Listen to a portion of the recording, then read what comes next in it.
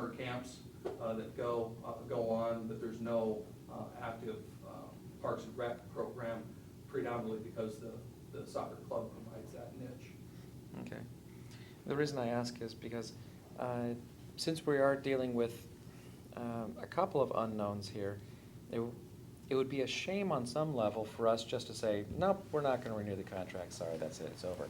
Instead of saying, well, there are more people than just this legislative body involved, and there would be a lot of people who use the park, and if it was known, that there might be some negotiation room for the users of the park to pay for these fees, that might be first point to go for, rather than just simply saying, well, it's not in our budget, we can't do it, and Parks budget doesn't want to be touched and all.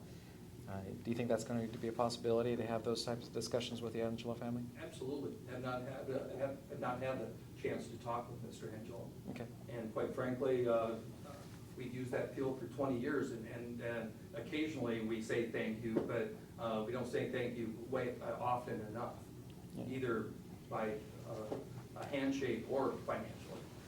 So. You pull that group and Mr. Angelo together and be kind of a moderator to see where they end up. Sure. Absolutely.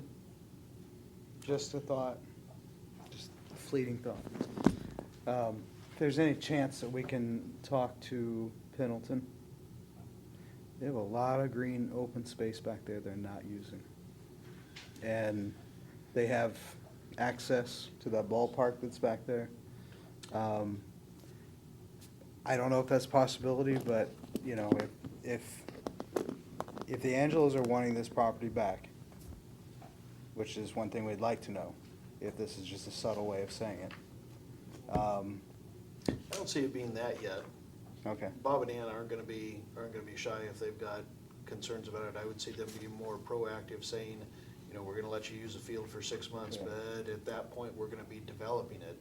I know when we met with Charlie last week from Pendleton, he did report that there are 2 soccer groups and 2 softball groups that are already using their fields and maintaining them and that type already, and have been for the last few years, so. Joanne? Can I just clarify, maybe it's my misunderstanding of the terminology, but I don't believe that Angelo's property's a park, let alone a city park. It's my understanding that it was school district property that they sold to Mr. Angelo, and he's allowing people to continue using it for that purpose. But I just kept hearing the word park, and I was wondering if It's grass, it's it's formal. green. Play games there, that makes it a park. Yeah, we certainly- okay, Yeah, okay. I think it was the misunderstood. informal. Well, we that's my certainly have understanding. signage there, city Yeah. park Do signage we there. really? Angelo Wow. Park. Wow. Yeah, so if not, it certainly appears to be. Yeah.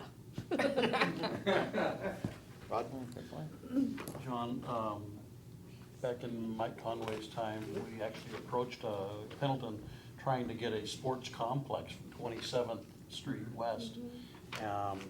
Worked quite diligently with them, trying to get them to come across, and they, board of directors, not Charlie, but board of directors said no. What was out there was what they would work with, but they weren't interested in turning that other 15 acres out there, whatever that is, into the sports complex. Again, that's where my comments came earlier about how many people come to town and spend those dollars. Right.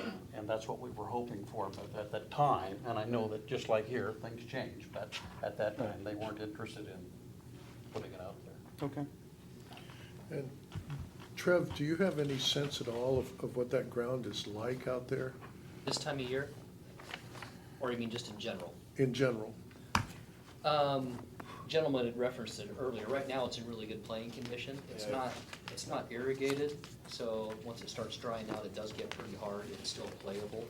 But what I referred to as far as mowing and maintenance-wise is there's some rough areas as far as rocks underneath the grass Yep. with front deck mowers, and then there's some hillsides and some chain link fence where we have to physical labor-wise weed eat along the fence or the bank to keep it presentable. How about the Pendleton property that's been talked about?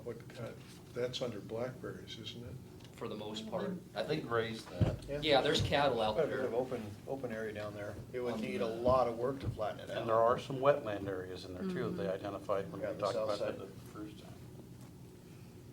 It would take some compacting and some planting out there to, Yeah, the geese but go. probably even some grading, wouldn't it, to flatten it out?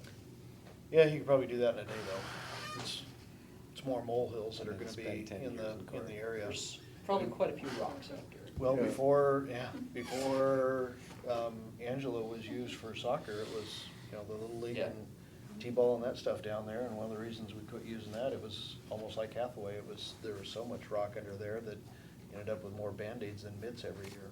Mm-hmm. Yeah, so, Especially with Since Pete Rose executing- teaching you how to slide head first, it really, so since executing the lease agreement in '05, we've built up the turf as it's gotten beaten down, obviously replanted, tried to keep it up, which is a little bit more labor as well, but it is a pretty nice facility for soccer use this time of year. So in theory, we should, not theory, in practicality, we should back out of the agreement, dollar agreement. But if you'll facilitate a meeting between the two entities, we could bring this back up again if there's some kind of a deal, Some middle ground. something. Yeah. So postpone this? I don't think should we postpone it, or should we? Is it possible to postpone, or is this, what's the expiration date of this contract? there is none, it's open-ended. It's Yeah, month there's to just month. notification requirements on both ends of the agreement. Have we been given notification, so we've got 30 days? We've received verbal. And we So did they're just follow giving up us a heads with, up. we did follow up with Mr. Angelo just to confirm that, that was the final offer. So let's, Gary, your number's in the book still, correct? Yes. Okay. Let's see if we can get Suzanne to put something together among the three entities, and even this week, if we can, if Bob and Ann are in town. And we'll just table this until somebody comes. Worst comes to worst, if he gives us 30 days notice, and it ends 30 days later without any action, Yeah, then That it can we don't even need to do any be action. done at that point. administratively. Okay? Before we go into updates, discussion items, Trevor, do you want to continue on the stormwater exemptions Sure. and just take that I as saw part of that it? last on the agenda. And I apologize, you've got the agenda bill, if you haven't caught up to it, that is kind of on the back of another piece there. We're being really saving on paper. Cool. Yes, so we've had multiple discussions in regards to stormwater utility and specifically, thank you, industrial, commercial accounts and potential for further discounts. I did huddle up with city engineer as well as Mayor Guard and a few others, and did compile a real rough memo.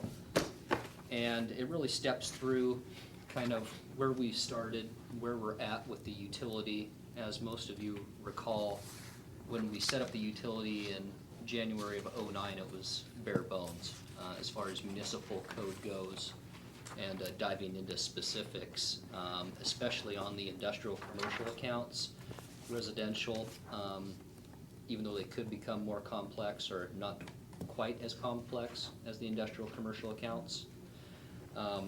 So the 50% discount was across the board for those businesses that were able to provide us with their documentation from the Department of Ecology that they met all of the requirements.